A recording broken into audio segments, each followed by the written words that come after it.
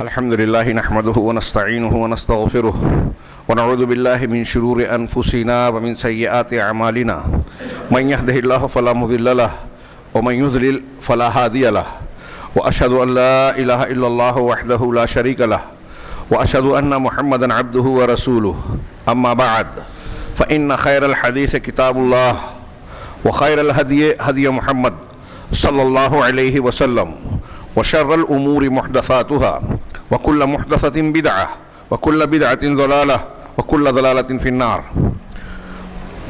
أعوذ بالله من الشيطان الرجيم. بسم الله الرحمن الرحيم. ليس البر أن تولوا وجوهكم قبل المشرق والمغرب ولكن البر من آمن بالله واليوم الآخر والملائكة والكتاب والنبيين وآتى المال على حبه ذوي القربى واليتامى والمساكين وابن السبيل والسائلين وفي الرقاب وأقام الصلاة وآتى الزكاة والموفون بعهدهم إذا عاهدوا والصابرين في البأساء والضراء وحين البأس أولئك الذين صدقوا وأولئك هم المتقون. محترم حاضرین، خطبہ مسنونہ کے بعد میں نے سورۃ البقرہ کی جو آیت کریمہ تلاوت کی وہ بڑی مشہور ہے، بہت سارے لوگوں کو یاد بھی ہوگی. یہ اس پس منظر کی ہے کہ اللہ رب العالمین نے جب صحابہ کرام اور اللہ کے نبی صلی اللہ علیہ وسلم کی ہجرت کے 16 یا 17 مہینوں بعد قبلے کی تحویل کی.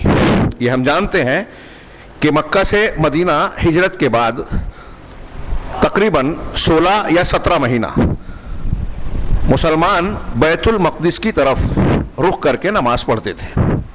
وہ بیت المقدس جو فلسطین میں ہے اور اس وقت وہاں ظلم اور بربریت کا وہ ایک نمونہ بنا ہوا ہے غاصب یہودیوں کی جانب سے، اور پوری دنیا کسی نہ کسی طریقے سے تائید سے خاموشی سے ڈھونگ کر کے اس میں شریک ہے. یہ بیت المقدس یہود و نصارہ کا بھی قبلہ تھا، اور جب تک اللہ کے نبی جناب محمد رسول اللہ صلی اللہ علیہ وسلم مکہ میں تھے آپ کعبہ میں اس طرح نماز پڑھتے تھے روایتوں کے مطابق کہ سامنے کعبہ ہوتا اور بیت المقدس کا بھی رخ ہوتا. لیکن جب آپ مدینہ تشریف لے کر چلے گئے تو ایک سمت میں جنوب کی سمت میں اور شمال کی سمت میں مکہ اور بیت المقدس تھا.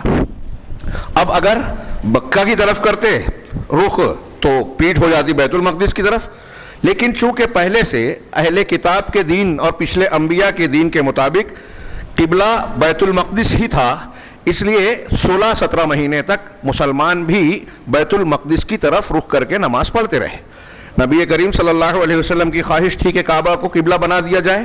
وہ ابراہیم علیہ السلام کی تعمیر وہ بھی تھی.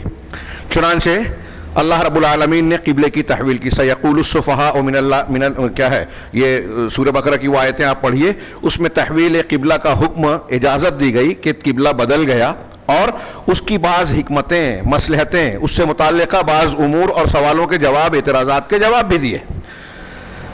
اور اسی تناظر میں جب یہود و نصارہ کی طرف سے کافی بحث بڑھ گئی، اختلاف ہونے لگا کہ ارے انہوں نے قبلہ بدل لیا، اس بنیاد پر مسلمانوں کے دین کو مزید جو ہے نشانہ بنانا شروع کر دیا.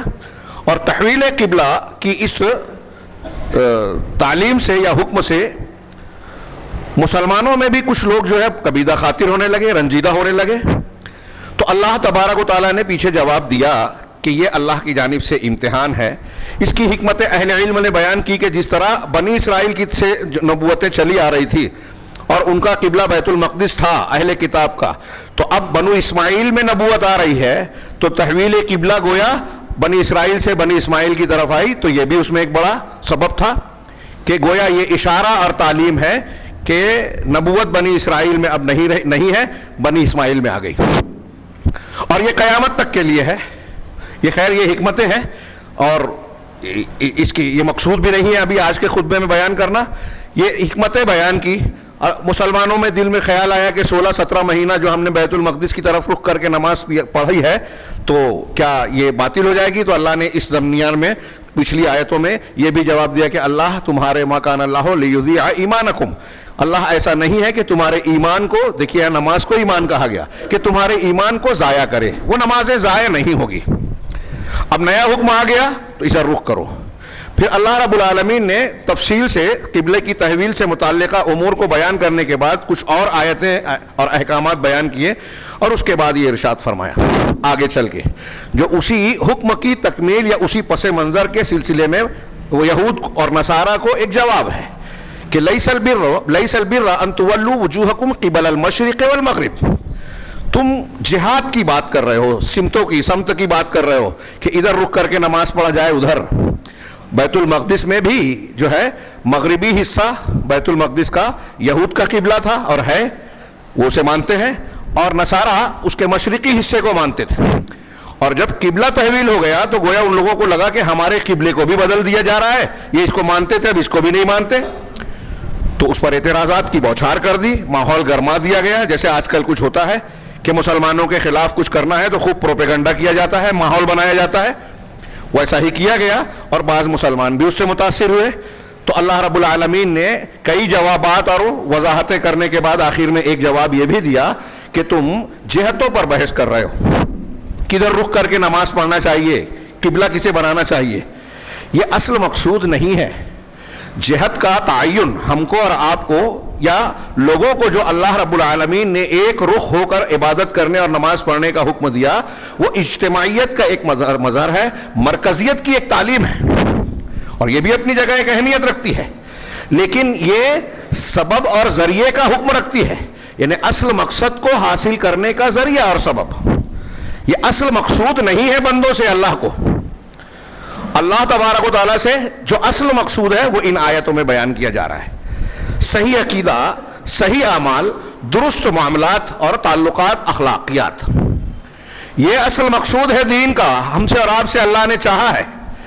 قبلہ اگرچہ دین کی تعلیم کا حصہ ہے لیکن وہ ذریعہ ہے, سبب ہے اصل مقصد کو حاصل کرنے کا, مرکزیت کا ایک نشان اور علامت ہے. اللہ رب العالمین کے حکم کی تعلیم کا ایک حصہ ضرور ہے لیکن یہ اصل مقصود نہیں ہے. چنانچہ اللہ رب العالمین نے یہ آخری جواب انہیں دیا کہ تم اس قبلے پر بحث کر رہے ہو, بہت اس پہ زور صرف کر رہے ہو, ماحول کریٹ بنا رہے ہو, لیکن یہ اصل مقصود نہیں ہے. لیس البر ان تولوا وجوہکم قبل المشرق والمغرب. نیکی یہ نہیں ہے. البر نیکی ہم ترجمہ کرتے ہیں, لیکن یہ خیر کے مقابلے میں البر کا لفظ زیادہ جامع ہے. خیر کا بھی ترجمہ ہم بھلائی کرتے ہیں, نیکی کرتے ہیں. خیر, البر کی تعریف علامہ ابن عاشور نے اپنی تفسیر میں کی, سعۃ الاحسان وشدۃ المرضات والخیر الکامل الشامل, کہ بر اس نیکی کو کہتے ہیں جو اپنے اندر بہت کشادہ احسان اور بھلائی لیے ہوئے ہو, یعنی ایسی بھلائی جو بہت پھیلی ہوئی ہو, اور یہ جس میں رضا اور پسندیدگی کی شدت پائی جاتی ہو. اور ساتھ ہی ساتھ آخری لفظ استعمال کیا کہ کامل اور جامع نیکی ہو, خیر ہو, ایسا خیر جس میں کمال ہو, جامعیت ہو, گھراؤ ہو, اس نیکی کو البر کہتے ہیں. عام نیکیوں کے مقابلے میں اس کا درجہ اونچا ہوتا ہے.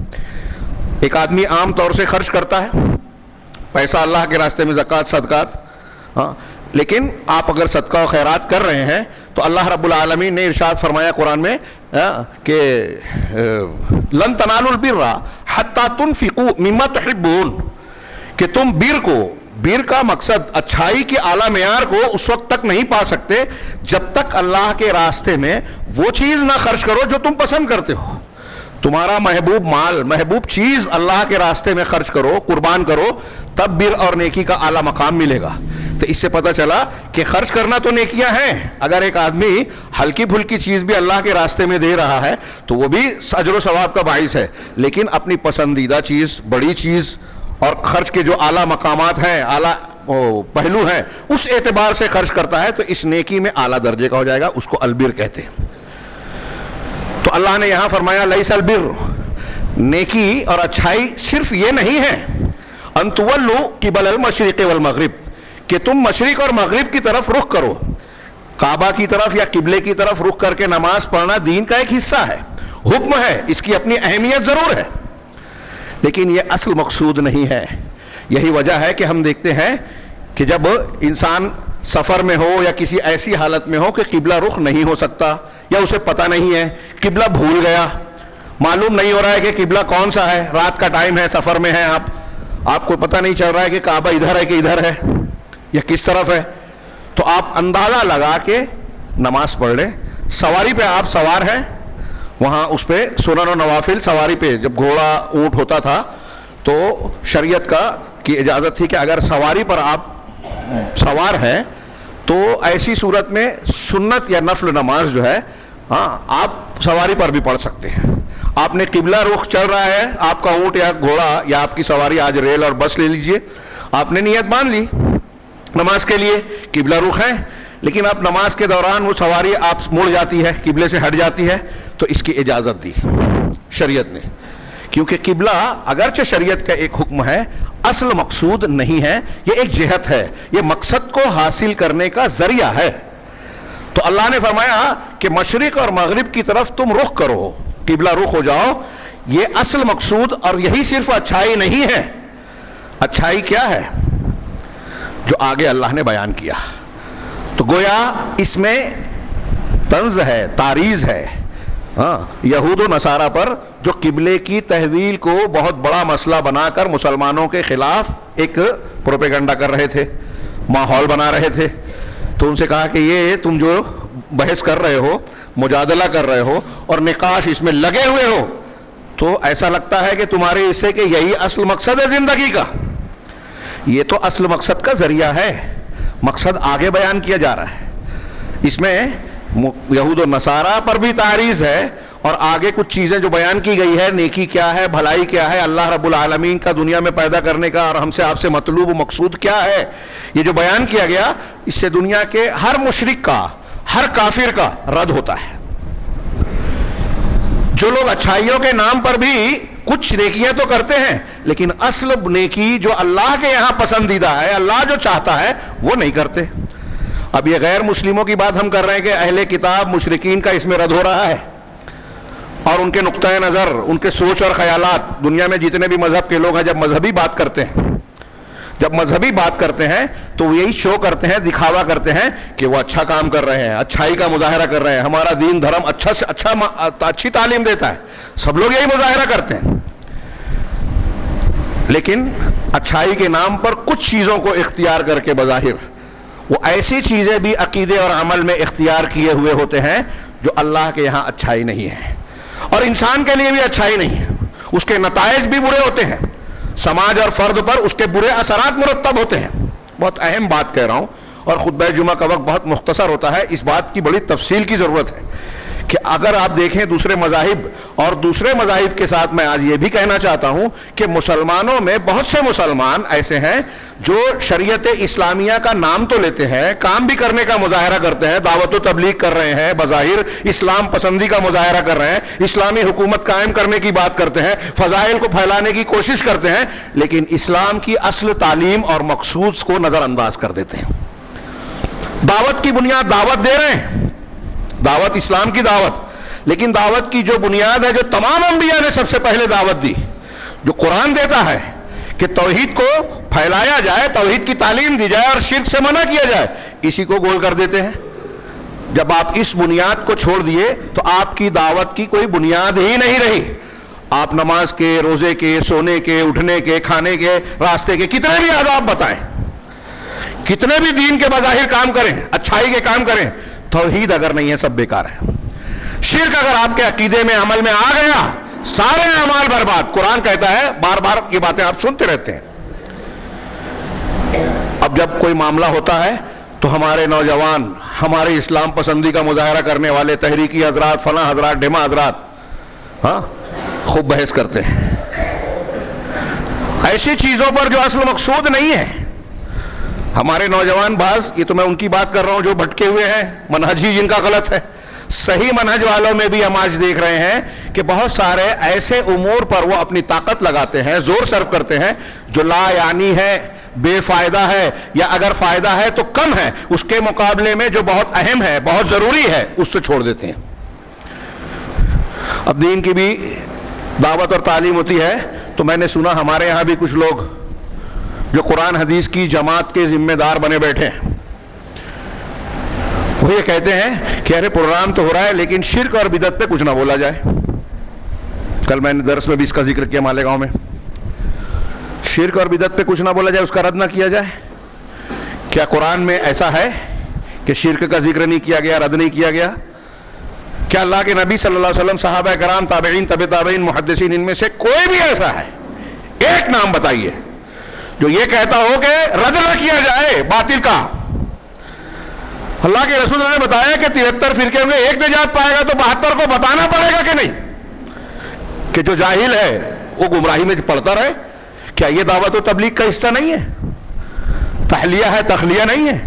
اللہ کے نبی جناب محمد رسول اللہ صلی اللہ علیہ وسلم نے شرکیات کا, خرافات کا رد نہیں کیا, اصلاح نہیں کی. اگر شرک, کفر اور خرافات کی آپ اصلاح نہیں کرو گے تو آپ کتنا بھی سر پیٹ لیں, مسلمانوں کی اصلاح نہیں ہوگی. اللہ رب العالمین کی رحمت, حفاظت اور مدد اور اس کے وعدے نہیں آئیں گے.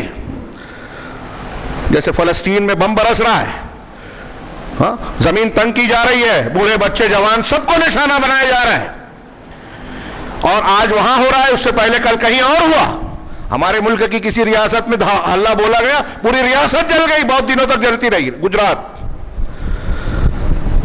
اور کہیں اس ملک میں, کہیں اس ملک میں. ابھی کیا کچھ چل رہا ہے؟ ہاں, لوگ ہمارے پاس آگے سوال کرتے ہیں, مندر کا افتتاح ہو رہا ہے, ہم کیا کریں؟ صبر کریں, دعا کریں, بد دعا کریں. ہاں, اگر آپ کچھ کرنے گئے تو فائدہ کچھ نہیں ہوگا, نقصان ضرور ہوگا.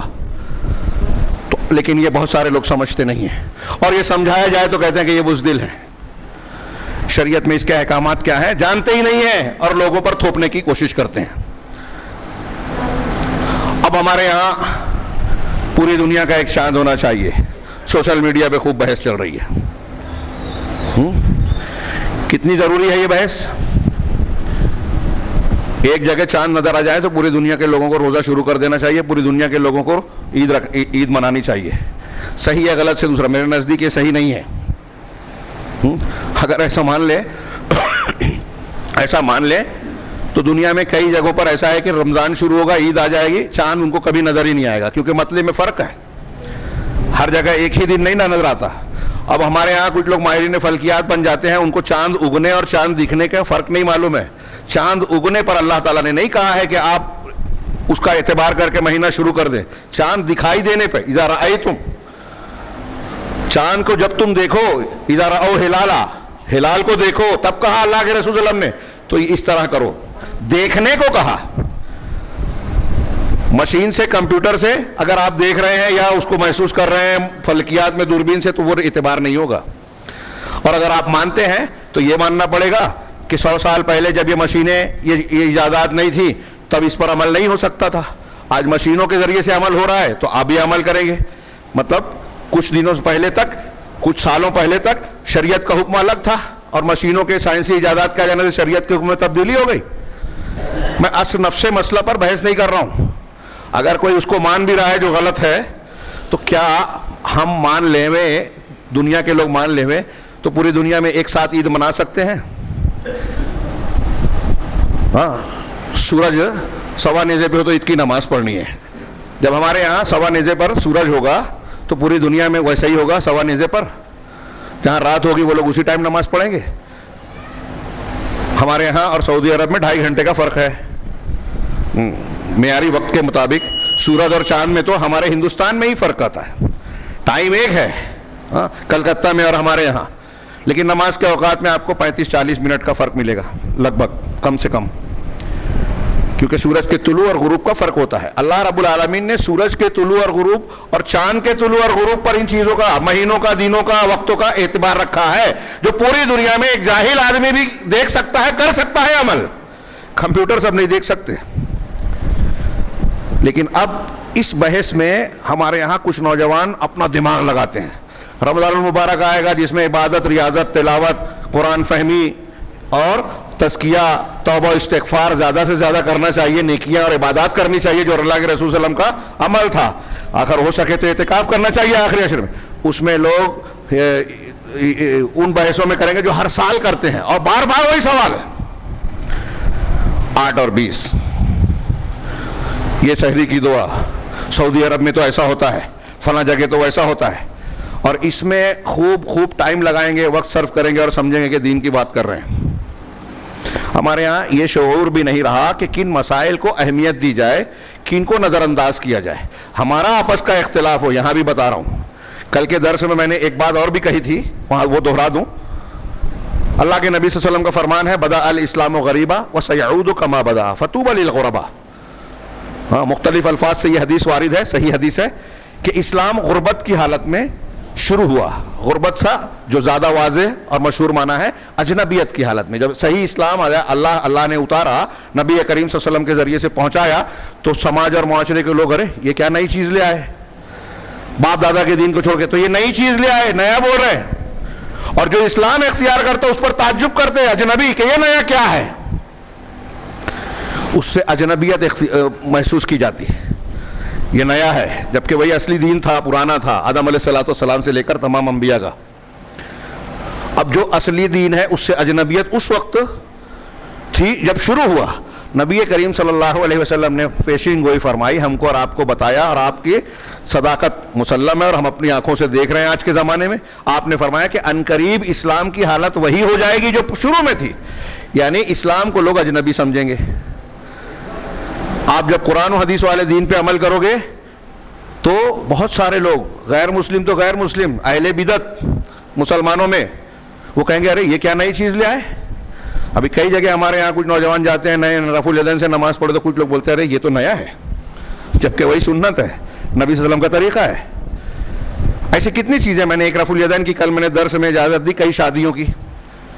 سب کو معلوم ہے مسلمانوں میں کہ قرآن حدیث میں تعدد ازدواج کی اجازت ہے, حکم آرڈر نہیں ہے, اختیار ہے آپ کو, اور انصاف کی شرط کے ساتھ کہ اگر آپ انصاف کر سکتے ہو تو 2 کرو, 3 کرو, 4 کرو, اور خطرہ ہے, خوف ہے کہ انصاف نہیں کر سکتے تو پھر ایک ہی پر اکتفا کرو. تو ہماری پوری قوم انصاف کرنا ہی کر سکتی, ایسا ڈر ہے. بچوں میں بھی انصاف ضروری ہے, لیکن میں نے کسی سے نہیں سنا کہ جو کوئی یہ کہے کہ ایک بیٹے یا بیٹی پیدا ہونے کے بعد اب دوسرے بیٹی پیدا کرنے سے رک جاؤ, کہیں ایسا نہ ہو کہ تم بچوں میں انصاف نہیں کر پاؤ گے. لیکن دوسری بیوی تیسری بھی آئی تو ہمارے مسلمان مرد ہوں, ہماری خواتین ہوں مسلمان, 17 بہانے کریں گے. ہندوستان میں یہ ٹھیک نہیں ہے. مطلب آپ یہ کہنا چاہتے ہیں کہ اللہ رب العالمین کو یہ پتہ نہیں تھا, یا اللہ رب العالمین کو اس بات کا علم نہیں ہے جو آپ کو ہے کہ ہندوستان کے لیے یہ ٹھیک نہیں ہے, تو ہندوستان کے لیے قرآن میں کوئی ایک آیت الگ ہونی چاہیے تھی کہ 2 2 3 3 4 4 کرو. یہ کہ ہندوستان میں رہو تو پھر ایک ہی کرنا. اللہ کو نہیں معلوم تھا, آپ کو معلوم ہے. آپ یہ کہہ رہے ہیں. جو لوگ اس کی مخالفت کرتے ہیں, بہانے کرتے ہیں, مختلف نقطے لاتے ہیں, وہ چاہے ہماری مائیں بہنیں ہوں. میں نے کہا ایک یہاں وہ موضوع نہیں ہے, میں صرف اشارہ کر کے شارٹ میں بات کر دوں کہ اگر کوئی شخص, یہ ایک اصول یاد رکھیے گا قرآن و حدیث کا, کہ اگر کوئی شخص اللہ اور رسول اللہ صلی اللہ علیہ وسلم کی ثابت شدہ تعلیم جو آپ لے کر آئے ہیں نبی صلی اللہ علیہ وسلم, اس میں سے کسی چیز سے کراہت کرتا ہے, ناپسندیدگی کرتا ہے, نفرت کرتا ہے, تو وہ اسلام سے باہر ہو جائے گا. پھر سے جملہ دہراتا ہوں کہ جو شخص محمد رسول اللہ صلی اللہ علیہ وسلم کی ثابت شدہ تعلیمات میں سے کسی بھی بات کو ناپسند کرے, اس سے کراہت رکھے, نفرت کرے, تو وہ مسلمان نہیں رہ جائے گا, کافر ہو جائے گا, اس کا لا الہ الا اللہ ٹوٹ جائے گا کہ اللہ اور اس کے رسول کی بات کو ناپسند کرتا ہے. اس پر کئی دلیلیں ہیں. سورہ محمد کی مشہور آیت ہے نواقض ایمان میں, اہل علم نے بیان کیا کہ ذالک بانہم کرہوا ما انزل اللہ, یہ اس وجہ سے ہے کہ جو اللہ نے اتارا ہے اس کو یہ لوگ ناپسند کرتے ہیں. فاحبط اعمالہم, تو اللہ نے اس کے اعمال کو برباد کر دیا. یعنی اگر آپ, ہم یا کوئی بھی مسلمان کہلانے والا قرآن و حدیث سے ثابت شدہ کسی بات کو بولتا ہے کہ یہ میری سمجھ میں نہیں آتی, مجھے اچھی نہیں لگتی, وہ کافر ہو جائے گا. اس کے سارے عمل, نیکی, نماز, روزہ, حج, زکوٰۃ سب برباد ہو جائے گا. مائیں بہنیں بھی خیال کریں, ہماری سمجھ میں ایک بات نہیں آتی, لیکن ہم کو جب یہ پتہ چل جائے کہ اللہ اور رسول اللہ صلی اللہ علیہ وسلم نے اس کا حکم دیا ہے, اجازت دی ہے, تو اس پر زبان اعتراض نہیں کھلنا چاہیے کسی مومن بندے کی. سر بھی جھکنا چاہیے, دل بھی باندھنا چاہیے. صحابہ, تابعین اور مسلمانوں کا یہی وتیرہ اور شیوا تھا کہ کوئی کتنی بھی بات ناپسندیدہ ہمیں لگتی ہو, اللہ رسول کی بات آ گئی, سر جھکا دیا. یہی ایمان ہے, یہی امتحان ہے. تو آپ کریں نہ کریں یہ دوسری بات ہے, لیکن اس کی برائی مت کیجئے. کوئی کر رہا ہے تو روکیے مت. ہاں خطرہ ہے, امکان ہے کہ آپ کے لیے ٹھیک نہیں ہے تو اس کو واضح کر دیں کہ آپ کو ایسا ایسا کرنا ہوگا, لیکن اس طرح سے بیان کرنا، یہ جو قرآن حدیث ہے، قرآن حدیث کی تعلیم ہے نا، اب بتائیے کہ یہ ایک سے زیادہ شادی کرنے والا یہ کی اجازت ہم مسلمانوں میں ہی اجنبی ہے کہ نہیں ہے؟ کفار اس کا مذاق اڑاتے ہیں، اڑانے دو، بہت سی چیزوں کا کرتے ہیں، تو جو وہ اگر اعتراض کرنے لگے تو ہم جن کے یہاں جو مذاق اڑاتے ہیں یہود نصارہ مشرکین اور کفار مذاق اڑاتے ہیں، ایک بیوی رکھ کے بہت سے ناجائز تعلقات رکھتے ہیں، یہ جائز ہے؟ ہر شہر میں عورتوں کے جسم فروشی کے مراکز ہیں، قحبہ خانے ہیں، یہ جائز ہے؟ اس پر لوگ بحث نہیں کرتے۔ ایک سے زیادہ شادی پر ہندوستان میں ایک بیوی کو لا کے کئی بھائی رکھتے ہیں، لڑکیوں کو بیچا جا رہا ہے، آج بھی ان کو حقوق میسر نہیں ہے، اور ایسی بہت سی چیزیں۔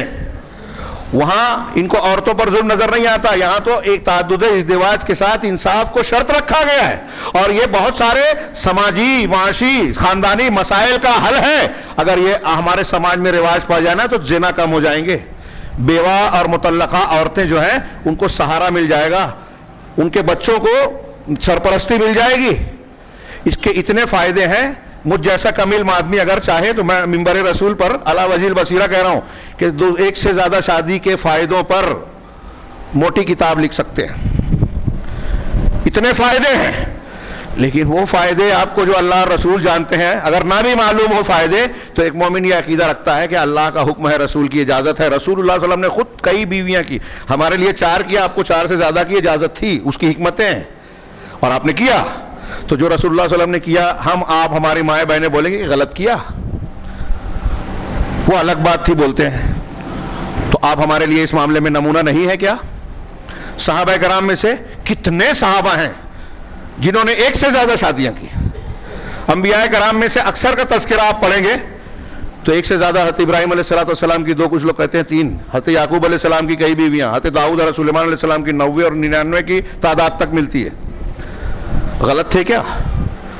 بات طویل ہو گئی مثالوں میں، پوری آیت باقی ہے، یہ آیت خود کئی ہفتہ خطبہ دیا جائے تو بھی پوری اس کے تقاضے نہیں پورے ہوں گے، اتنی حکمتیں، ہدایات اور باریکیاں ہیں اس میں۔ میں یہ عرض کر رہا تھا کہ جیسے ہمارے یہاں ایک تو لایانی بحثیں لوگ کرتے ہیں، ایسی چیزوں میں اپنا وقت، اپنی صلاحیت لگاتے ہیں جو قرآن و حدیث کا یا دین کا مقصود اصلی نہیں ہے، ضمنی ہے، واسطے کی بات ہے، اور جو اصلی چیز ہے جس کو ترجیح دینا چاہیے اس کو چھوڑ دیتے ہیں۔ میں ایک اور مثال دوں جس میں غیر تو غیر، جو بدعتی ہیں وہ تو بدعت اختیار کر کے ہی مسلمانوں میں اختلاف اور فرقہ بندی پیدا کرتے ہیں، بدعت سے پھر فرقہ بندی آتی ہے۔ ہمارے اہل الحدیث میں جو قرآن و حدیث میں جو صحیح منہج کے حامل ہیں، بلا شبہ روئے زمین پر قرآن حدیث سے زیادہ، اہل الحدیث کے علاوہ کوئی قرآن حدیث سے زیادہ قریب نہیں ہے، سب سے قریب ہے۔ لیکن ہمارے ہاں اکثر و بیشتر معاشروں میں دیکھا جائے تو اب اہل الحدیث کے درمیان بھی اسلام کے کئی احکامات اجنبی بن گئے ہیں۔ ہمارے ہاں چھوٹے چھوٹے مسائل پہ، چھوٹا کوئی مسئلہ شریعت کا چھوٹا نہیں ہے، میں عقیدے اور جو بنیادی مسائل ہیں بڑے فائدے والے ہیں ان کے مقابلے میں کہہ رہا ہوں کہ یہ جیسے میں نے چاند والی بات کہی، ابھی ہمارے ہاں کچھ لوگ بحث کرتے ہیں رکوع کے بعد نیت باندھنا کہ نہیں باندھنا، شیخ ابن باز کا فتویٰ ہے، علامہ البانی اس کو رد کرتے ہیں، اور اس میں بھی راجح یہی ہے، صحیح یہی ہے کہ نہ باندھا جائے۔ ہاں، اس کی کسی موقع پر تفصیلی گفتگو کریں گے، لیکن اس پہ ہمارے یہاں بحث ہوتی ہے۔ ہندوستان میں ایک جگہ میں نے سنا کہ اس مسئلے پر ایک مسجد میں کچھ نوجوانوں نے بحث شروع کی، عمل کیا، کچھ لوگوں نے مخالفت کی، رد کیا، اور اس میں بات اتنی بڑی کہ جھگڑے تک نوبت آ گئی، اور جو لوگ عمل کرنے والے تھے، رکوع کے بعد نیت باندھتے تھے، انہوں نے مسجد چھوڑ دی۔ اس مسئلے کی وجہ سے مسجد چھوڑ دی۔ اسلام اجنبی ہے کہ نہیں ہے؟ غور کیجئے، وہ مسئلہ کتنا اہم ہے، ہاں، کتنی اہمیت کا عامل ہے، اور مسجد سے جڑنا، اجتماعیت اختیار کرنا، مرکزیت، جماعت سے جڑ کے رہنا، یہ کتنا اہم ہے۔ ہاں، ہم لوگ بہت مرتبہ سن چکے ہیں، حضرت ابن مسعود رضی اللہ تعالیٰ عنہ اس بات کے قائل تھے کہ سنت یہ ہے کہ حاجی کو مینا میں 2 رکعت پڑھنا ہے، قصر کرنی ہے، ظہر اثر۔ حضرت عثمان غنی رضی اللہ تعالیٰ عنہ کے دور میں انہوں نے کہا کہ میں 4 پڑھوں گا اس لیے کہ میں مکہ کا مقیم سمجھتا ہوں۔ حضرت عبداللہ بن مسعود نے ان سے بحث کی کہ نہیں، سنت یہی ہے کہ 2 پڑھی جائے، یہاں قصر کیا جائے۔ ہو گئی دونوں میں گفتگو، اس کے بعد حضرت عثمان غنی رضی اللہ تعالیٰ نے نماز پڑھائی، حضرت عبداللہ بن مسعود نے ان کے پیچھے 4 رکعت پڑھی، کہا کہ سنت 2 ہے لیکن ان کے پیچھے 4 پڑھی۔ حضرت عثمان 4 کے قائل تھے، یہ ان کا اجتہاد تھا، ان کی سمجھ تھی، اس لیے وہ قابل ملامت نہیں ہے, ہم ان کو برا نہیں کہتے, لیکن سنت دو ہی تھی جو حضرت عبداللہ بن مسعود نے عمل کیا, جو کہا, لیکن عمل جب کیا تو امیر المومنین کے پیچھے 4 پڑی. نماز کے بعد کچھ لوگوں نے سوال کیا, ہمارے جیسے لوگوں نے, کہ آپ تو 2 بولتے تھے 4 کیوں پڑھ لی؟ تو کہا آپ نے الاختلاف وفی بعض روایت الخلاف شر, کہ اختلاف شر ہے. ہم اور آپ ہوتے تو کیا کرتے؟ چیخ پکار چلا پکار, اور حضرت عثمان غنی کو چھوڑ کر سب کو بولتے. ہمارے یہاں کسی کی غلطی معلوم پڑ جاتی ہے تو وہ جس کی غلطی ہے اس کو جا کے اصلاح نہیں کرتے, واٹس ایپ پہ ڈالیں گے, برائیاں کرتے پھریں گے, اس کو بلاؤ مت جس سے نفرت ہے, اس کو بلاؤ مت, اس سے دین کا کام بھی کرنے سے روک دیتے ہیں, اس کو درس مت دینے دو, تقریر مت کرنے دو, ہاں جماعت اور دین سے باہر کر دو. یہ اسلام اجنبی ہوا کہ نہیں ہوا؟ حضرت عبداللہ ابن مسعود صحیح تھے یا ہم بہت اچھے ہیں؟ ان سے اچھے ہیں کیا؟ وہ دین سمجھتے تھے, وہ یہ جانتے تھے کہ یہ سنت ضرور ہے. میں ابھی بھی مانتا ہوں کہ 2 رکعت پڑھنا سنت ہے, لیکن اگر میں امام سے الگ ہو کے 2 رکعت پڑھوں گا تو جماعت کو توڑنے والا بن جاؤں گا, اختلاف پیدا کرنے والا بن جاؤں گا, اور یہ سنت سے مقابلے میں یہ فرض ہے, یہ زیادہ اہم ہے. ہم سنتوں کے چکر میں فرض چھوڑ رہے ہیں, اسلام اجنبی ہو گیا. وہاں بھی ہم مسلمانوں کو یہ قرآن کی آیت ہدایت دے رہی ہے کہ ہماری نگاہ بڑی نیکی پر ہونی چاہیے, مقصود اصلی پر ہونا چاہیے. اگر ضمنی طور سے ہمارے درمیان کوئی اختلاف پیدا ہو گیا تو اللہ واسطے اگر ہم اللہ پر آخرت پر ایمان رکھتے ہیں تو یہ بات مانیں گے, ورنہ کوئی فرق نہیں پڑتا. تقریر کرتے رہو, بولتے رہو. ہاں بہت سے لوگ آگے فلسفے جھاڑتے ہیں, آج سب بہت جانکار ہو گئے. ممبر پہ چونکہ حکم ہے اس لیے خاموش رہتے ہیں سب لوگ, ممبر کے بعد جو ہے علماء کو لوگ بتاتے ہیں کہ ہاں یہ بولنا چاہیے, ایسا بولنا چاہیے, یہ بھی کر لو وہ بھی بول دو. میں طنز نہیں کر رہا ہوں, میں یہ کہہ رہا ہوں کہ معلومات بہت ہے اور واقعی ہے, لیکن عمل, شعور, ادراک, اگر معاملات پیش آ رہے ہیں تو کہاں کس عمل کو ترجیح دی جائے, کس کو اہمیت دی جائے, کس کو پیچھے کیا جائے, یہ شعور اچھوں کو نہیں ہے. عوام کی بات چھوڑیے, خواص اور علماء میں نہیں ہے, جماعتوں کے ذمہ داروں میں نہیں ہے کہ کون سا کام مسلمانوں کے لیے زیادہ فائدہ مند ہے اس پر طاقت لگائی جائے, اس پر محنت کی جائے. دعوت و تبلیغ نہیں, ارے یہ کوئی کام ہے کیا؟ مولوی کرتے ہیں, ان کا نام نہیں ہوگا. اگر دعوت و تبلیغ کام نہیں ہے, درس قرآن, اصلاح, لوگوں کا عقیدہ سدھارنا, شرک اور بدعت کے تعلق سے دروس دینا یہ کام نہیں ہے, تو آپ یہ کہنا چاہتے ہیں کہ انبیاء کرام نے کوئی کام ہی نہیں کیا؟ کتنے نبیوں نے کتنے ہاسپٹل بنائے, کتنے نبیوں نے کتنی مسجد تعمیر کروائی, صحابہ نے کتنی مسجد ہاسپٹل بنائے, تابعین نے, تابعین نے, امام بخاری, امام حنیفہ, امام شافعی, امام مالک نے کتنے ہاسپٹل بنائے؟ تو آپ کے حساب سے انہوں نے کام ہی نہیں کیا. یہ بھی جہالت ہے کہ جو اصل کام ہے اس کا شعور نہیں. بہت سے لوگ ایسے ہیں کہ جو اصل چیز ہے اس پر محنت نہیں کرتے, دوسری چیزوں پر محنت صرف کرتے ہیں. یہ ہم اپنے گھر میں اپنی شخصیت سے متعلق لے کر باہر تک, جماعت کے اجتماعی معاملات تک, ہر جگہ دیکھ سکتے ہیں. اگر میں یہ صرف پرابلمز بتاؤں کہ ہمارے ہاں کیا کیا ہے تو اسی میں وقت ویسے ہی زیادہ ہو رہا ہے, چلا جائے گا, آیت رہ جائے گی جو بیان کرنا ہے. یہ پس منظر رکھیے اور یہ سوچئے کہ آج ہم اور آپ بہت اپنے آپ کو شعور والا, علم والا سمجھتے ہیں. ہمیں دین سیکھنے کی, سمجھنے کی, تربیت کی کتنی ضرورت ہے. اور اگر ہم نے تربیت حاصل نہیں کی, ہم نے دین کو صحیح نہیں سیکھا, یہ نہیں معلوم کیا کہ کون سی چیز زیادہ اہم ہے, کس پر فوکس کرنا چاہیے, کس کو چھوڑ دینا چاہیے وقت پڑھنے پر, جب ہم کو نہیں یہ شعور ہے تو ہمارے بچوں اور اگلی نسل کو ہم کیسے بتا پائیں گے؟ ایک چیز جو آپ کے پاس ہے ہی نہیں وہ آپ اپنے بیٹے کو دیں گے؟ آپ غلط سلط اگر کر رہے ہیں تو آپ کا بیٹا اور آپ کا پوتا کہے گا میرے دادا بہت جانتے تھے, وہ جو کرتے تھے وہی صحیح تھا, آپ کی تقلید کرے گا اندھا بن کے. آج کل سارے مقلدین, مشرکین, بدعتی, ان کی بڑی دلیل یہی ہوتی ہے, ہمیشہ سے یہی ہے مشرکین کی, باپ دادا کو جو کرتے دیکھا وہی کریں گے. تو آپ اپنے لیے, اپنے بچوں کے لیے, قوم و ملت کے لیے دین سیکھیں. صحیح دین کیا ہے, بنیاد کیا ہے, اور جب معاملات تعلقات ہوتے ہیں وہاں کس کو ترجیح دی جائے. وقت نہیں ہے اس لیے میں آگے بڑھتا ہوں, اور مجھے اب احساس ہے کہ میں اس کی تشریح کا حق ادا نہیں کر پاؤں گا. بہرحال اللہ رب العالمین نے ارشاد فرمایا لیس البر ان تولوا قبل المشرق والمغرب ولكن البر من آمن باللہ والیوم الآخر والملائکۃ والکتاب والنبیین. نیکی یہ نہیں ہے کہ تم مشرق اور مغرب کی طرف رخ کرو, ہاں اس طرف قبلہ بناؤ اور اس کی طرف رخ کر کے توجہ دو. ہاں وہ نیکی وہ اللہ کی شریعت کا ایک حکم ہے, اس کا اپنی جگہ لحاظ رکھا جائے گا, لیکن یہ اصل مقصود نہیں ہے. اصل مقصود کیا ہے وہ آگے بیان ہو رہا ہے. اب یہاں آگے میں بڑھ رہا ہوں, یہاں ایک جملہ اور کہہ دوں کہ جو اصل دین ہے نا, یہ گانٹ باندھ لیں آج کے خطبے کا حاصل, کہ جو اصل دین بیان ہو رہا ہے اس کو درست اور صحیح طریقے سے اختیار کیے بغیر نہ ہماری دنیا سنورے گی نہ آخرت بنے گی. نہ دنیا میں ہم سعادت پائیں گے نہ آخرت میں کامیاب ہوں گے. اگر ہم چاہتے ہیں کہ فلسطین جیسے حالات نہ ہوں اور وہ معاملہ سدھر جائے, اگر ہم چاہتے ہیں کہ ہماری بے روزگاریوں کا عمل جو ہے وہ عذاب سے نکل کر صرف آزمائش تک رہ جائے, عذاب نہ آئے اللہ کا ہمارے اوپر, اگر ہم چاہتے ہیں کہ جو ظالم حکمراں ہم پر ظلم کر رہے ہیں آج ہندوستان میں, ہاں مسجد چھین لی, توڑ دی, فیصلہ کروا لیا, مندر بنا لیا, افتتاح ہونے جا رہا ہے اور اس پر جو ہے سیاست کھیلی جانے والی ہے, نشانہ بننے والے ہیں مسلمان.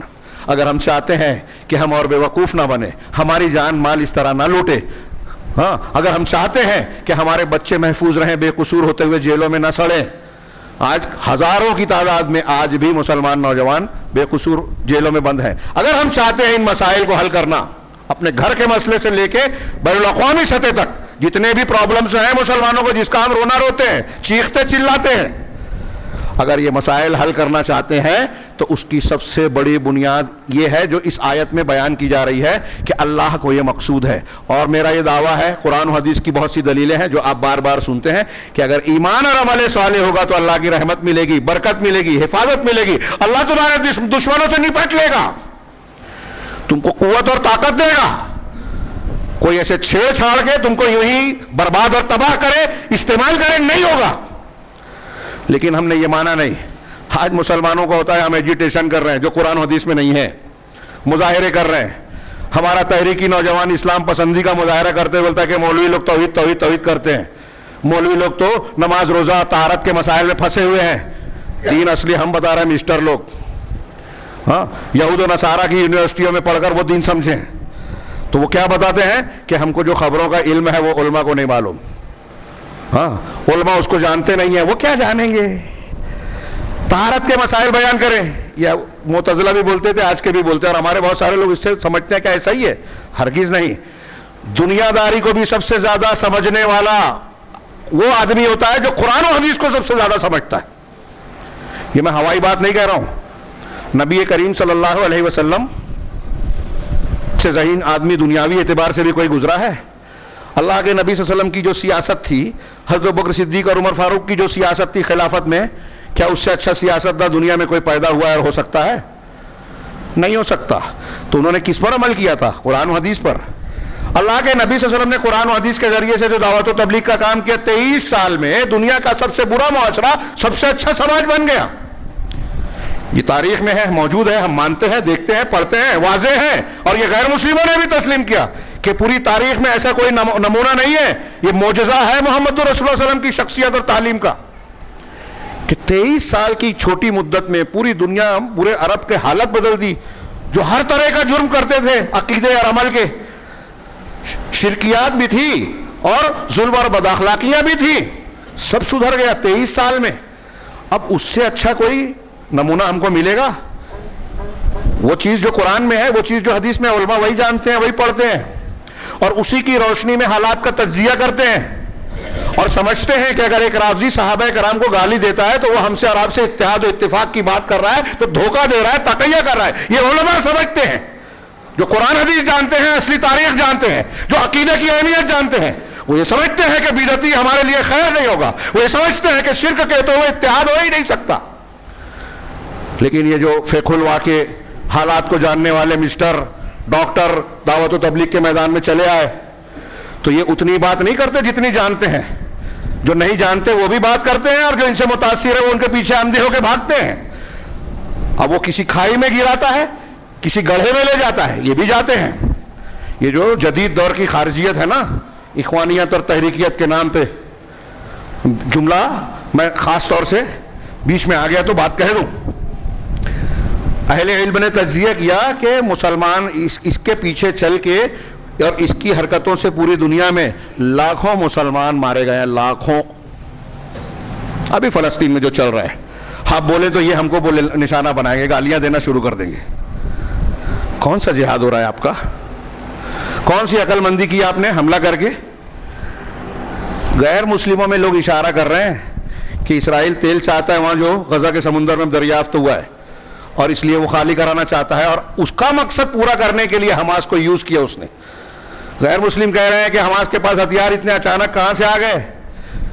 تو وہ اشارہ کرتے ہیں کہ نیتن یاہو کے لوگوں نے ہی دیا ہے، ان کے ہی مقصد پہ کام کر رہے ہیں، اور یہ ہم بے وقوف بن رہے ہیں، پریشان ہیں، ایجیٹیشن، یہ کر لو، مسلمان ڈگریاں لے لے۔ مجھے بڑی حیرت ہوتی ہے، آج کل تقریر کرتے ہیں تو مسلمان کا حل تعلیم میں ہے۔ صحیح بات ہے، کون سی تعلیم؟ ڈاکٹر بنے، انجینئر بنے، سائنٹسٹ بنے، آئی ٹی انجینئر اور فلاں بنے، اس میں مسلمانوں کا اس میں کیا بھلا ہے؟ ہندوستان میں ہم پیچھے ہیں، سعودی عرب میں، ملیشیا میں، انڈونیشیا میں اور دوسرے مسلم ممالک میں کیا کم ہے ڈاکٹرز انجینئرز مسلمانوں میں؟ اور یہاں جو لوگ بن گئے ہیں وہ قوم کا کتنا کام کرتے ہیں؟ جو ڈاکٹر ہیں، کوئی کلیکٹر بن گیا، کوئی پولیس میں چلا گیا، کوئی، یہ قوم و ملت کا کچھ وزیر تھے، کچھ ہیں، کم ہو گئے ہیں اور کم کیے جا رہے ہیں۔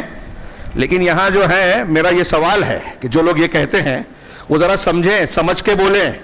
تعلیم میں حل ہے، میں اس کا انکار نہیں کر رہا ہوں، لیکن اگر تعلیم کے ساتھ اگر آپ یہ نہیں جانتے جو اس آیت میں بیان کیا گیا اور بہت ساری قرآن و حدیث کی آیتوں میں ہے، اگر ایمان نہیں ہے، عمل صالح نہیں ہے، تو آپ دنیا کی سب سے اونچی بھی ڈگری لے لیں، آپ جاہل ہیں۔ آپ مقصد سے دنیا میں زندگی کے مقصد سے لا علم ہے، جاہل ہے، اور اس سے اللہ کی مدد نہیں ملے گی۔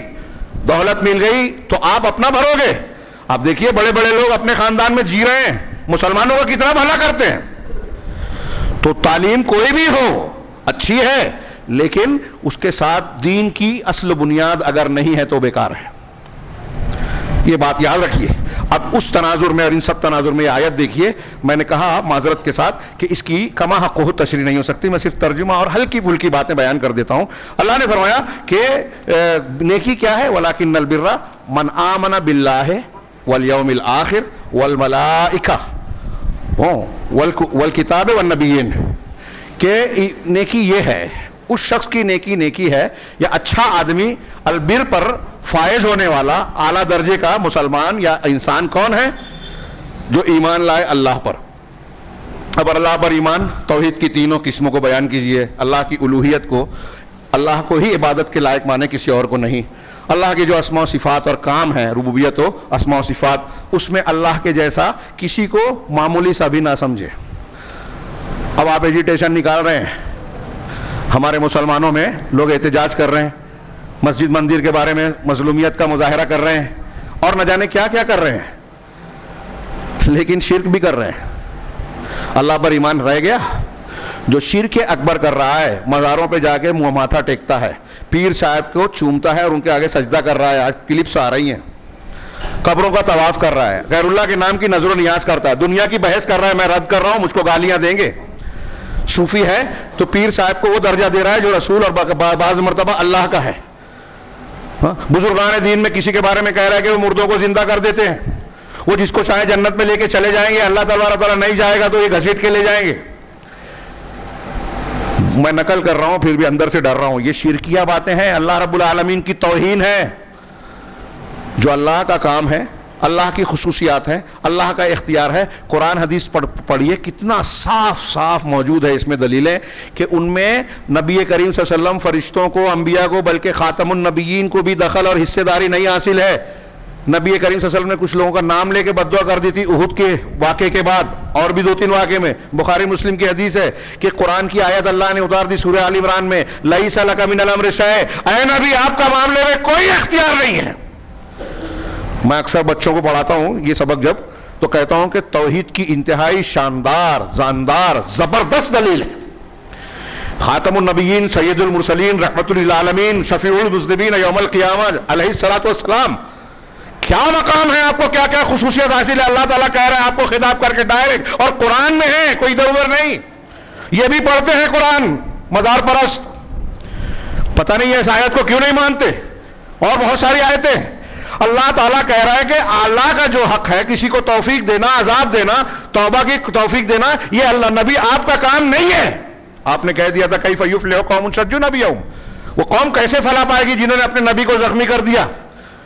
احد میں آپ کو زخمی کیا تھا، ہاں آپ کے جو ہے سر اور چہروں پر جو ہے زخم آیا، گھٹنے پھوٹ گئے، تفصیل آپ جانتے ہیں. آپ کے جملے سے یہ نکل، آپ کے زبان سے نکلا وہ قوم کیسے فلاح پائے گی جنہوں نے اپنے نبی کو زخمی کر دیا. اللہ نے کہا لیس لک من الامر شیء او یتوب علیہم او یعذبہم فانہم ظالمون. پڑھیے قرآن. یہ اللہ کا اختیار ہے کہ چاہے تو ان کو توبہ کی توفیق دے، اسلام قبول کرے اور ان کو اللہ قبول کر لے، اور چاہے تو ان کو عذاب دے، انہوں نے ظلم کیا ہے. نبی کا حق نہیں ہے کہ جو کام اللہ کا ہے اس میں اللہ کے رسول کچھ دخل دے. اور دیکھیے جن لوگوں کے لیے آپ نے کہا تھا اس میں ابو بکر، اس میں اکرمہ بن ابو جہل تھے، احد میں جو سامنے سے آئے تھے. حضرت خالد بن ولید رضی اللہ تعالیٰ عنہ تھے، اس وقت کافر تھے، ہاں پیچھے سے انہوں نے ہی حملہ کیا تھا گھاٹی سے. ہاں اس میں حضرت ابو سفیان رضی اللہ تعالیٰ عنہ تھے، ہاں اور کئی صحابہ.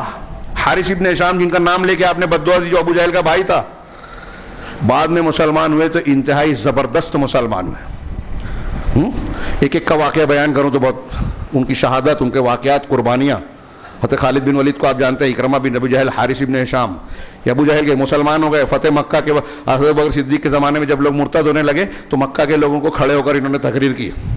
ابو جہل کے بھائی نے، جو اس وقت کافر تھے اور اللہ کے رسول نے ان کا نام لے کے بعد میں بد دعا دی تھی، تو انہوں نے کہا کہ اے مکہ والو، تم ایسے مت بن جاؤ کہ اسلام لانے میں سب سے پیچھے رہو اور مرتد ہونے میں سب سے آگے بڑھ جاؤ. ان کی اس بات کی وجہ سے تاریخ وضاں لکھتے ہیں کہ مکہ والے ڈٹے رہے، انہوں نے ارتداد اختیار نہیں کیا، اسلام پر ڈٹے رہے، جمے رہے. تو اللہ کے نبی صلی اللہ علیہ وسلم کو کہا گیا. اب یہ تو جو کفار تھے، اپنے چچا کے بارے میں انتقال کے بعد دعا مانگنی چاہیے. اللہ نے منع کر دیا کہ نبی کے لیے اور مومنوں کے لیے جائز نہیں ہے کہ اپنے مشرکین کے لیے استغفار کریں. ما کان للنبی والذین آمنوا یستغفروا للمشرکین ولو کانوا اولی قربی، چاہے وہ قریبی رشتہ دار ہی کیوں نہ ہو. من بعد ما تبین لهم انہم اصحاب الجحیم، یہ ظاہر اور واضح ہو جانے کے بعد کہ وہ جہنمی ہیں.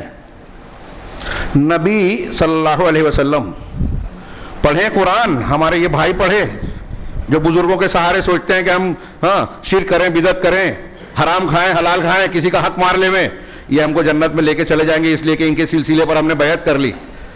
اللہ کے نبی صلی اللہ علیہ وسلم پر ایمان رکھنے والے صحابہ سے آپ نے کہا، اپنی بیٹی سے کہا، اپنی پھوپھی سے کہا کہ دنیا میں جو چاہتی ہے مانگ لو، اللہ کے سامنے کام نہیں آؤں گا. یہ حدیث وہ بھی پڑھتے ہیں لیکن مانتے نہیں ہیں. اللہ کے رسول صلی اللہ علیہ وسلم سے کہا گیا انک لا تہدی من احببت. ابو طالب کے بارے میں ہی یہ بھی آیت بھی کہتے ہیں نازل ہوئی کہ آپ جس کو پسند کرتے ہیں، دنیاوی رشتے کے اعتبار سے محبت ہے، دینی اعتبار سے نہیں، تو محبت ہے، آپ اسے ہدایت نہیں دے سکتے. ولیکن اللہ یہدی من یشاء، اللہ جسے چاہے ہدایت دیتا ہے، دے سکتا ہے. اب کسی بریلوی سے، قبر پرست سے یہ کہیے کہ اللہ تعالیٰ اللہ کے رسول سے کہہ رہا ہے کہ آپ جسے چاہیں ہدایت نہیں دے سکتے، تو کیا یہ رسول کی شان میں گستاخی ہے؟ ہم اس پر ایمان لائیں تو کہ رسول مختار کل نہیں ہے، جو چاہے وہ نہیں کر سکتے. قرآن کہہ رہا ہے، ہم نہیں کہہ رہے ہیں. تو قرآن کو ادھر ادھر گھمائیں گے، اس کا معنی مفہوم بدلیں گے، لیکن اپنے آپ کی اصلاح نہیں کریں گے.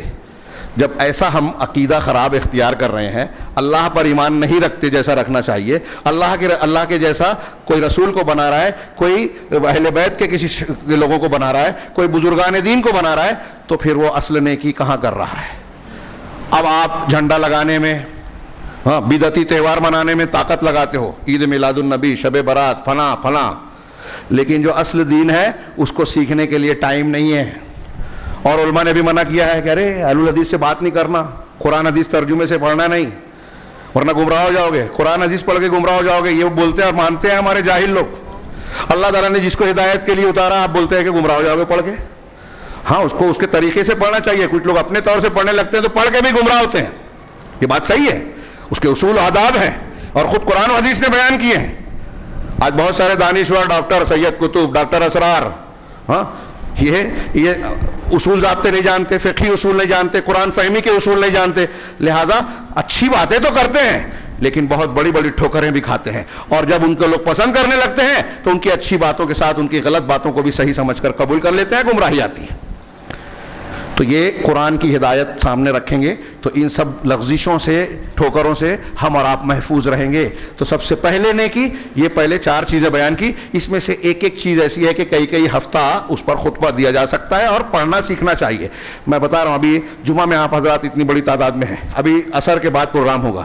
ہاں 2-3 ہفتوں سے لا الہ الا اللہ کی شرطیں چل رہی ہیں, 2-3 شرطیں باقی ہے جو آج انشاءاللہ ہوگی, لیکن ہمارے یہاں تعداد کم ہوگی. لوگ سمجھتے ہیں اس کی کیا ضرورت ہے, لا الہ الا اللہ کہہ کے ہم مسلمان ہوئے. لا الہ الا اللہ کہنے کی بہت فضیلت ہے, 7 آسمان 7 زمین ان کی آبادیوں سے زیادہ وزندار ہے. ایک پڑھنے میں یہ سب ہو اور ایک پڑھنے میں لا الہ الا اللہ, تو لا الہ الا اللہ بھاری. لیکن کس کا لا الہ الا اللہ اسی کو فائدہ دے گا جو لا الہ الا اللہ کی شرطوں کو جانتا اور مانتا ہے.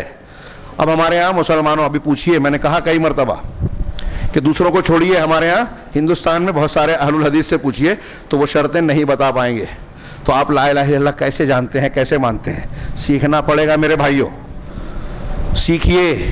اب یہ جو کہا کہ اصل نیکی یہ ہے اللہ پر ایمان لانا, تو اب جب لا الہ الا اللہ ہی آپ نہیں سمجھ رہے تو آپ اللہ پر ایمان کہاں لائے؟ اب جب اصلی ایمان نہیں ہے تو آپ چاند کی بحث کرو, 8 اور 20 کی بحث کرو, ہاں تہجد پڑھو, بدعتی تہوار اور بدعتی عبادات کرو, پیر صاحب کے ہاتھ پر بیعت کر کے کچھ بھی کر لو, آپ کا ایمان ہی نہیں رہا. ہاں یہ میں بہت ذمہ داری سے کہہ رہا ہوں. تو جو شخص ایمان لائے اللہ پر, اصل نیکی کیا ہے کہ جو وہ شخص اصل نیک وہ انسان ہے جو اللہ پر ایمان لائے, آخرت پر ایمان لائے. مرنے سے لے کے جنت جہنم میں جانے تک جو جو تفصیلات قرآن حدیث میں بیان کی گئی ہے, قبر کی, میدان محشر کی, پھر اس میں پول صراط, حوض کوثر, وزن کا اعمال کا وزن اور شفاعت وغیرہ کی جو قرآن حدیث میں تفصیل ہے, وہ ساری چیزیں, پھر اس کے بعد وزن ہونے کے بعد پول صراط سے گزر کے جنت اور جہنم میں جانا, یہ سب آخرت پر ایمان میں داخل ہے. اور جنت اور جہنم میں جو تفصیلات قرآن حدیث میں بیان کی وہ بھی شامل ہے. تو جو آخرت پر ایمان لائے, والیوم الآخر کیا ہے, والملائکہ, اور فرشتوں پر جو ایمان لائے. یہ یہود و نصارہ کا رد ہے. قبلے پر آپ بحث کر رہے ہو اور آپ بولتے ہو کہ جبریل علیہ السلام ہم پر عذاب لاتے تھے, ہمارے دشمن ہیں. فرشتوں پر ایمان میں ان کے یہاں کھوٹ تھا, غلطیاں تھی. آخرت میں بھی ان کے یہاں کھوٹ تھا, کچھ الگ الگ باتیں کرتے تھے. اللہ پر ایمان میں بھی ہاں یہود نے عزیر کو اللہ کا بیٹا اور نصارہ نے حضرت عیسیٰ کو اللہ کا بیٹا کہا. یہود و نصارہ دونوں نے اپنے علماء اور احبار کو رب بنا رکھا تھا کہ قرآن حدیث سے ان کی اللہ کی کتاب جو تھی انجیل توریت, اس کی بجائے جو مولوی صاحب بول رہے ہیں ان کی مان رہے ہیں. یہ ان کی گمراہی تھی, فرقے بن گئے, نئی عقیدے. تو اللہ پر ایمان لانے کو آپ اہمیت نہیں دے رہے ہو, آخرت پر ایمان نہیں, ملائکہ پر ایمان آپ کا بگڑا ہوا ہے. والکتاب, اور کتاب پر ایمان, الکتاب واحد ہے لیکن جن سے کتاب توریت انجیل زبور جن کا نام لیا گیا ہے ہم اس کو نام کے ساتھ مانتے ہیں, اور جن کا نام نہیں لیا گیا ہم کہتے ہیں کہ اللہ نے جو جو کتابیں صحیفے نازل کی ہم سب مانتے ہیں. یہ ایمان بالکتب ہے. تو اب یہود توریت کو تو توریت تک تو مانتے ہیں, انجیل کو بھی نہیں مانتے تھے اور قرآن کو بھی, تو کتاب پر ایمان نہیں ہوا. اسی طرح نصارہ انجیل کو بھی مانتے ہیں لیکن قرآن کو نہیں مانتے. مشرکین ان ساری کتابوں کو نہیں مانتے.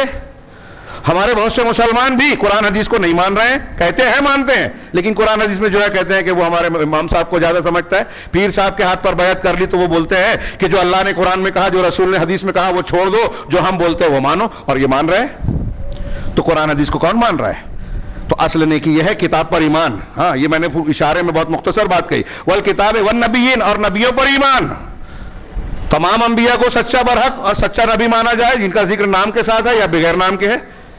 جن کا نام نہیں ہے ہم ان کو نام کے ساتھ نہیں کہتے, جیسے آج کل کچھ لوگ کہتے ہیں کہ زرتشت ہے, پنڈت رام جی ہیں, یہ بھی نبی ہوں گے. قرآن حدیث میں ہم کو نہیں بتایا گیا, نہیں مانتے. اور یہاں تو رام کے پیدا ہونے پر ہی ہندوؤں میں اختلاف ہے. کئی محقق ہندو کہتے ہیں کہ رام پیدا ہی نہیں ہوئے, والمیکی نے بس خیالی اور تصوراتی طور پر لکھ دیا رامائن. تو جو نبی کا نبیوں پر ایمان لانے کے جو اصول ضابطے ہیں اس کے مطابق نبیوں پر ایمان رکھتے ہیں. اب اس میں بھی دیکھیے کہ نبی صلی اللہ علیہ وسلم پر ایمان یہ خاص ہے کہ آپ کو رسول ماننے کے ساتھ اب آپ کی شریعت کو ماننا اور اس شریعت پر عمل کرنا, اسے قبول کرنا. آپ کی بات آ جائے تو کسی اور کی بات کو, آپ کی بات چھوڑ کر اختیار کرنا گمراہی ہے. نبیوں پر ایمان نبی پر ایمان کے خلاف ہے. آج مسلمان بھی ہیں اور قدم قدم پر نبی کی حدیثوں کو, سنتوں کو رد کر دیتے ہیں. نہیں ٹھیک ہے حدیث ہے مگر ہمارا مسلک یہ ہے, تو مسلک لے لیا, حدیث چھوڑ دیا, نبی پر ایمان کہاں ہے؟ ایمان میں کمی ہی صحیح ہے. یہ ہاں حقیقی ایمان نہیں ہے. نبی کو درجہ بڑھا دے رہے ہیں, کچھ نبی کے مقام پر بزرگوں کو, پیروں کو بیٹھا رہے ہیں. یہ سب ایمان بن نبیین اور نبی کریم صلی اللہ علیہ وسلم پر ایمان کے حقیقی تقاضے کے خلاف ہے. اور ایسے مسلمان جو نبی پر ایمان کا دعویٰ کرنے کے باوجود نبی کی بات نہیں مانتے بہت سے ہیں. تو یہ ہے اصل ایمان. یہ ایمان کی بنیادیں ہیں. 6 چیزیں ایمان کی بنیاد ہے. اس میں تقدیر کا ذکر یہاں نہیں ہے, باقی 5 چیزوں کا ذکر ہے. تو جو ان چیزوں پر ایمان لاتا ہے, ہاں, یہ ایمان ہو گیا اندر سے, اور یہ ایمانیات پورے دین کو, زندگی کے تمام شعبوں کو گھیرتی ہے. اس کے بعد اللہ نے فرمایا وَآتَ الْمَالَ عَلَىٰ حُبِّهِ ذَوِي الْقُرْبَى وَالْيَتَامَى وَالْمَسَاكِينَ وَابْنَ السَّبِيلِ وَالْمَسَاكِينَ وَابْنَ السَّبِيلِ وَالسَّائِلِينَ وَفِي الرِّقَابِ. اور اللہ نے فرمایا کہ اور اللہ کی مال کی محبت کے باوجود یہ مال کو خرچ کرتا ہے. کچھ لوگوں نے ترجمہ کیا کہ اللہ کی محبت میں, مال کی محبت بھی کریں. تو مال کی محبت ہوتے ہوئے اللہ کے راستے میں خرچ کرنا, یہ زیادہ, جو ایسا کر رہا ہے کہ مجھے مال چاہیے, محبت ہے, پھر بھی خرچ کر رہا ہوں, تو اس میں اخلاص اللہ کے واسطے تبھی کر رہا ہے نا آدمی. ہاں, صحابہ کرام کی مثال کا موقع نہیں ہے, بہت شاندار. ہاں, کچھ وقت زیادہ ہو رہا ہے, 2-4 منٹ اور لوں گا, معافی چاہتا ہوں تاکہ بات پوری ہو جائے.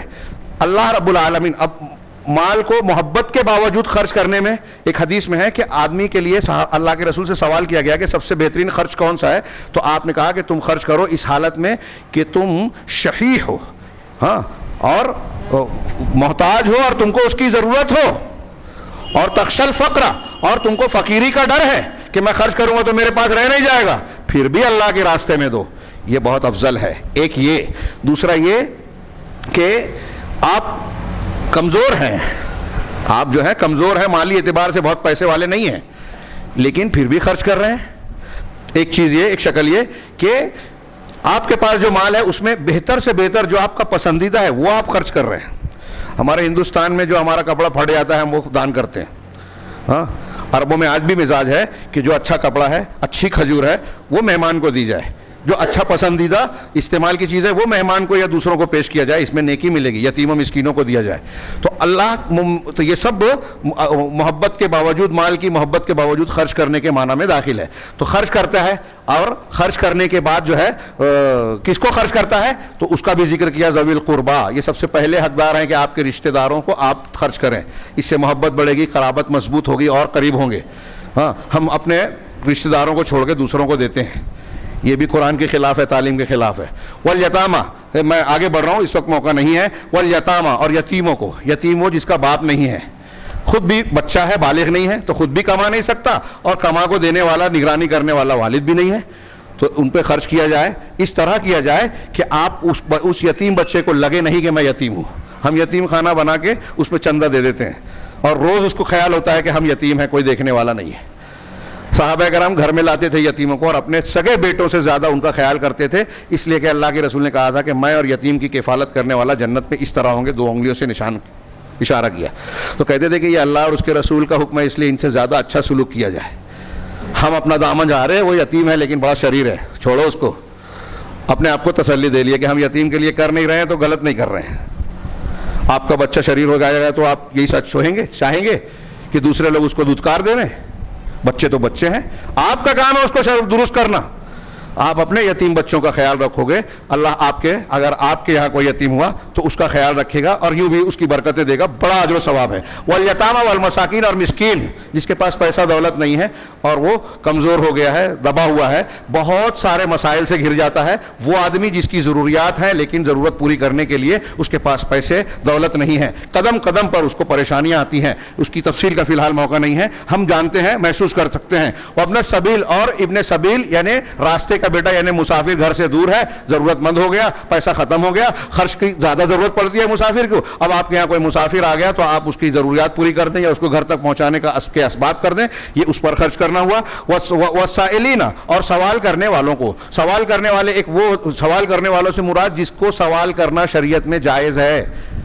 ہاں, یہ کس پہ سوال کرنے والا جو قرآن حدیث میں ہے کہ ضرورت مند کو سوال کرنے. اگر ایک آدمی کا بھرا ہے اور وہ سوال کر رہا ہے تو اس کو دینے کا حکم شریعت میں نہیں ہے. اور سوال کرنے والا ایک وہ ہوتا ہے جو فقیر ہے, محتاج ہے, مانگنے کی عادت نہیں ہے لیکن آپ سے آ کے مانگا اس لیے کہ محتاج ہو گیا ہے. ایک سوال کرنے والا یہ ہے. ایک سوال یہ بھی ہے کہ مسجد کا اخراجات پورے کرنے ہیں, امام مؤذن کی تنخواہ دینی ہے. اب یہاں کا کوئی ذمہ دار ہے جو گھر میں تو پیسے والا ہے لیکن مسجد کے اخراجات پورے نہیں کر سکتا, تو وہ آپ سے چندے کی درخواست کر رہا ہے, یہ اس کا حق ہے. مسجد بنانا ہے، ہاں کوئی مسلمانوں کے جو ہے ضرورت کے رفاہی کام ہے وہ کرنا ہے، جماعت کا کام ہے، ہاں تعلیمی ادارہ چلا رہا ہے، تو ایسے لوگ حق رکھتے ہیں کہ آپ سے مانگے، تو وہ بھی سائلین کے اس عمومی معنی میں داخل ہوں گے، چاہے وہ گھر سے مالدار ہو۔ والسائلین وفی الرقاب، اور گردن کو آزاد کرنا، کوئی غلام ہے اس کی مدد کی جائے آزادی میں، آج کل ہمارے ہاں وہ نہیں ہے۔ اسی طرح کوئی ظالمین کے پنجے میں کوئی مسلمان قیدی ہے، بے گناہ ہے، تو اس کو چھڑانے میں، اس کی ضرورت پوری کرنے میں اس کی مدد کی جائے، اس کے گھر والوں کا دکھ درد سمجھا جائے، آج اس کو لوگ سمجھتے نہیں ہیں۔ وفی الرقاب، ہاں واقام الصلاۃ، اور نماز قائم کی۔ اب دیکھیے زکوٰۃ کا بتایا، خرچ کا بتایا، اور اس کے بعد آگے زکوٰۃ بھی بتائی۔ مالی عبادات میں اسلام کے بعد ارکان ایمان کے کہتے ہیں کہ شہادتین کے بعد یہ سب سے اہم عبادت ہے، بدنی، مالی اور قلبی عبادت، نماز کا قیام۔ میں چاہتا تھا وقت ہوتا تو میں اس پہ نماز و زکوٰۃ پہ تھوڑی تفصیل سے بات کرنا چاہتا تھا، لیکن پھر انشاءاللہ کسی اور موقع پر، کہ جو نماز قائم کرے، نماز پڑھے نہیں، قائم کرے، پابندی کے ساتھ، شروط کے ساتھ اس کی ادائیگی کرے اور زکوٰۃ ادا کرے، یہ مسلمانوں کا اصل امتحان ہے۔ اسے پہچان، نماز سے اللہ کا تعلق قائم ہوتا ہے، ہمارا استوار ہوتا ہے، آدمی اللہ رب سے جڑ جاتا ہے۔ جو نماز نہیں پڑھتا اس کا اللہ سے رشتہ کٹا ہوا ہے، ہاں۔ اور زکوٰۃ سے بندوں سے ہم جڑتے ہیں، بندوں میں محبت پیدا ہوتی ہے۔ تو ایک مالی عبادت ہے، ایک جسمانی عبادت ہے، اور قلبی عبادت دونوں میں ہے، نیت اور جذبہ، ہاں۔ والموفون بعہدہم اذا عاہدوا، یہ بھی ایک تقریر کا عنوان ہے، پورا لمبا خطبہ، کہ اور وہ لوگ جو اپنے عہد کو پورا کرتے ہیں جب عہد و پیمان کرتے ہیں۔ اب ایک عہد ایسا ہوتا ہے کہ انسان کا انفرادی ہوتا ہے، ایک عہد وہ ہوتا ہے جو آدمی نے اللہ سے کیا ہے کلمہ پڑھ کے، رسول سے کیا ہے ان کا کلمہ پڑھ کے، اور ایک عہد وہ ہوتا ہے جو آپ اور ہم بندوں سے کرتے ہیں، بہت سی شکلوں کا۔ نکاح کرتے ہیں میاں بیوی، تو یہ نکاح کرنا عقد ہے، یا ایھا الذین آمنوا اوفوا بالعقود، اللہ نے کہا کہ عقود کو، بندھنوں کو، عہد و پیمان کو پورا کرو۔ تو میاں بیوی جب ایک دوسرے سے جڑ گئے تو دونوں کا حق بن گیا، ذمہ داریاں ہیں، حقوق ہیں۔ ایسے ہی باپ کا بیٹے پر، ہاں، بھائی کا بھائی پر، بہن اور بھائی کا دوسرے رشتہ داروں کے، یہ حقوق ہیں، وراثت کے حقوق اور دوسرے حقوق۔ اور اسی طرح ہم لین دین کرتے ہیں تو ایگریمنٹ کرتے ہیں، لکھا پڑھی کرتے ہیں، یہ بھی عہد ہے۔ اب اس طریقے سے آپ غور کریں تو ایک ایمان والا عہد پورا کرنے والا ہوتا ہے، تو پوری زندگی، یہ صرف ایک آیت، زندگی میں جتنے بھی حقوق ہیں، اللہ کے حقوق ہو، بندے کے حقوق ہو، سب آ جاتے ہیں اس میں۔ لا الہ الا اللہ کہا آپ نے تو اللہ کا حق ہے توحید، اس کی شریعت کو ماننا، اس کے رسولوں اور ساری چیزوں پر ایمان لانا جو اس نے بتائے ہیں، تو یہ عہد پیمان میں پورا دین سمٹ جاتا ہے۔ پھر اس کے بعد کہا وہ، اور یہاں میں مثالیں تاریخ کی نہیں دے سکتا کہ مسلمانوں نے کیسے کیسے حالات میں عہد پورا کیا، ہاں۔ حدیبیہ کا وہ لکھا جا رہا ہے، ہاں، عہد و پیمان، صلح جو لکھوانے آئے ہیں، کیا سہیل بن عمرو، ان کے بیٹے ابو جندل مسلمان ہو کے آ گئے، ابھی دستخط نہیں ہوئے ہیں، لیکن اس میں یہ لکھا تھا کہ اگر کوئی آدمی ہمارا، آپ کا ہمارے پاس آئے گا تو ہم نہیں لوٹائیں گے، کافر بن کے آئے گا، ہمارا کوئی آدمی مسلمان ہو کے آپ کے پاس آئے گا تو آپ کو لوٹانا پڑے گا، یہ اس میں تھا۔ اور مسلمان بزید ہوئے کہ نہیں، ابو جندل کو واپس نہ کیا جائے، ان کے ساتھ بہت ظلم ہوا ہے، بہت مارا ٹھوکا ہے مشرکین مکہ نے، لیکن اب مسلمان ہونے کی وجہ سے، لیکن سہیل بن عمرو ان کے باپ نے کہا کہ اگر آپ اس کو واپس نہیں کرو گے تو ہم معاہدہ نہیں کریں گے، آپ نے کہا کہ عہد کر لیا ہے تو پورا کریں گے۔ ایسی پوری اسلامی تاریخ میں نبی کریم صلی اللہ علیہ وسلم کی سیرت طیبہ میں 50 مثالیں دی جا سکتی ہیں۔ آج ہم کتنے عہد شکن ہو گئے ہیں، وعدہ کرتے ہیں، عہد کرتے ہیں، پورا نہیں کرتے۔ ایک مسلمان اگر عہد پورا کرنے والا بات کا پکا اور سچا ہو جائے تو اس کو بہت سا آخرت کا تو جو اللہ کے یہاں اجر و ثواب ملنا ہے، دنیا کا بھی فائدہ ملے گا۔ والموفون بعہدہم اذا عاہدوا والصابرین فی البأساء والضراء وحین البأس، یہ بھی ایک عنوان ہے کہ صبر کرنے والے، فی البأساء جو تنگدستی ہے، مالی طور سے فقیری ہے، والضراء جسمانی طور سے کوئی دکھ ہے، پریشانی ہے، بیماری ہے، ہاں، یا جنگ کا اور مقابلے کا حالت، ان تینوں حالتوں میں آپ غور کریں، انسان کو صبر کی بڑی شدید ضرورت ہوتی ہے۔ زندگی کے ہر موڑ پر صبر کی ضرورت ہے۔ قرآن میں 90 مقامات پر لگ بھگ صبر کی تعلیم دی گئی ہے، ہر جگہ ہم کو صبر کی ضرورت ہے۔ آج جو ہمارے مسلمانوں کے ساتھ ظلم ہو رہا ہے، ہم کچھ نہیں کر پا رہے ہیں، یہاں بھی صبر کی ضرورت ہے، ہاں۔ اور جب صبر انسان قرآن و حدیث کے مطابق کرے گا تو اللہ رب العالمین ہمارے اس صبر کو ضائع نہیں کرے گا۔ ہماری آہیں، ہماری دعائیں، ہماری بد دعائیں سب اللہ کے یہاں پہنچے گی اور کام کرے گی، لیکن نتائج آنے میں وقت لگتا ہے، اور اسی میں اپنے آپ پر کنٹرول رکھنا، شریعت کے دائرے میں رکھنا، یہ صبر ہے، ہاں۔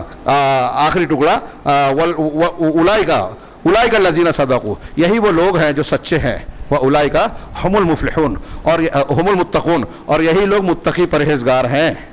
अब एक आदमी नमाज नहीं पढ़ रहा है, एक आदमी ईमान सही नहीं रखा है, मुत्तकी नहीं है, सच्चा नहीं है।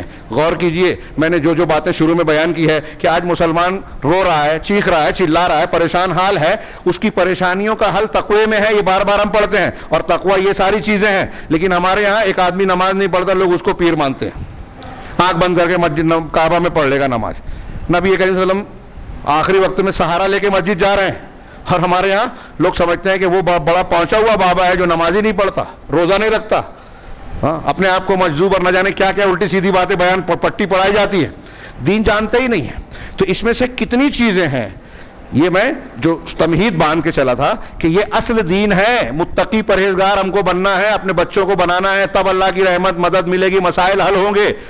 और अगर ये नहीं बनते तो कितने भी मेमोरेंडम निकाल लें, कितने भी जुलूस निकाल लें, कितनी भी बातें करें, डिग्रियां ले लें, माली ताकत हासिल कर लें, आन के आन में तबाह किए जा सकते हो। हाँ, कोई गासिब यहूद हम पर हमला कर सकता है, कोई संघ हम पर हमला कर सकता है, हमारी मस्जिदें, हमारी जान माल, नौजवान, अगली नस्ल महफूज नहीं होगी। महफूज होना है तो ये असल दीन को पढ़ें और असल दीन को सही तरीके से इख्तियार करें। अल्लाह रब्बुल आलमीन हमें तौफीक देवे कि दीन की सही समझ और उसको अपनी ताकत के मुताबिक इख्तियार करने की अल्लाह ताला हमें तौफीक और हौसला देवे और उसके ज़रिए से दुनिया और आखिरत में कामयाबी से नवाजे। अक़ूलु क़ौली हाज़ा व अस्तग़फ़िरुल्लाह लिकुम व लिल मुस्लिमीन व सल्लल्लाहु अला नबिय्यिना मुहम्मद बारकल्लाहु लना व लकुम फिल क़ुरआनिल मजीद व नफ़अना व इय्याकुम बिल आयात व ज़िक्रिल हकीम इन्नहु तआला जव्वादुन करीमुम मलिकुम बर्रऊफ़ुर रहीम।